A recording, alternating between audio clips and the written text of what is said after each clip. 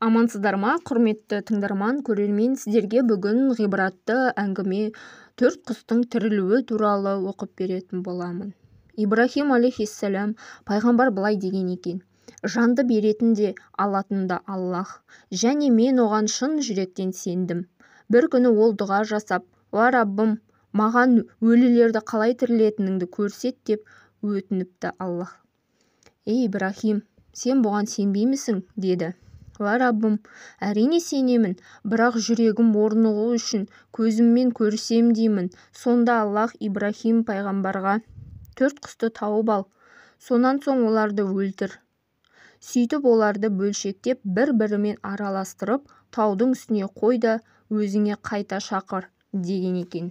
Сонда олардың саған жүгіріп келгенін көресің.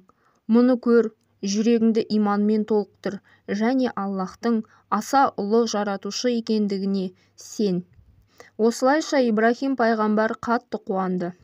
Аллахтың бұйырғанындай төрт түрлі құс, кептер, тауықтың қоразы, қарға және тауыс құсын шақырғанда әр жерде жүрген құстар дереу ұшып келді.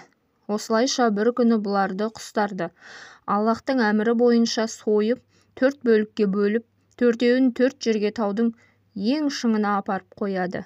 Содан соң оларды қайта шақырғанда өлі құстар тіріліп, өзіне қайта келеді. Мұны көрген Ибрахим алейхиссалам пайғамбар Раббысына бас иіп, тәубесіне келіп шүкір етеді. Осылайша сеніміне берік болады. Ал тыңдарман, бұл әңгімеден көп ғибрат алуға болады. Арнадан алыстамай подписацияны басып қойыңыздар. Келесіде тағы да жақсы ғибратты әңгімелерді өткізіп алмаңыздар. Сау болыңыздар.